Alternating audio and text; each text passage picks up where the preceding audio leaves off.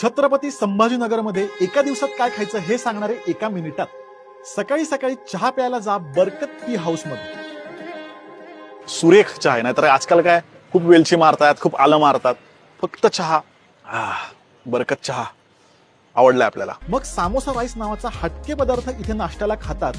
तो टेस्ट करायला नक्की जा. ऐकायला विचित्र वाटलं तरी हा प्रकार छान लागत होता. छान लागतंय. म्हणजे मला वाटलं तर खूप वेळ लागेल, काहीतरी विचित्र.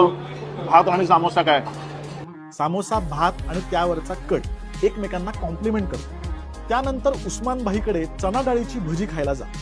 एकमेव शाखा आहे यांची. त्यांनी लिहिलंय पण इथे ओनली ओनली ओनली वन. एकदम प्युअर चण्याचे झालंच आहे पिठाचे आणि पीठ आहे ना आम्ही जाडा पिसतो त्यामुळे भजे कुरकुरे लागतात. जी खासियत ही आहे की बाहेरनं खुसखुशीत आणि आतनं मऊ आहे. यानंतर तोंड गोड करायला आप्पा हलवाईकडे जा. एकदम जुन्या वाड्यात असलेलं टिपिकल दुकान. इथे फक्त पेढा मिळतो आणि पेढ्याची चव म्हणजे अरे कसला पेढा आहे हा. अस्सल गोष्टी वापरून ज्या बनवताना गोष्टी. त्यानंतर थोडा ब्रेक घेऊन दुपारची झोप काढून तुम्ही जाऊ शकता गायत्री चाट भांडार मध्ये. एकदम जुनं टिपिकल दुकान आणि तिकडे अतिशय खुसखुशीत कचोरी आणि सामोसा खा.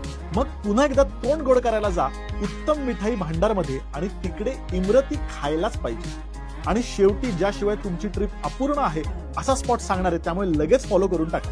आणि तो स्पॉट म्हणजे तारा पान सेंटर. अस्सल पानासारखं पान आहे. म्हणजे घातलंय गुलकंद खोबरं पण प्रमाण परफेक्ट आहे. मस्त पान आहे. इथे पानाच्या व्हरायटीमध्ये त्यांचं स्पेशल पान घ्या. अजूनही बरेच स्पॉट राहिले असणार आहेत मला माहिती आहे, त्यामुळे उरलेले स्पॉट कमेंट करून नक्की सांगा.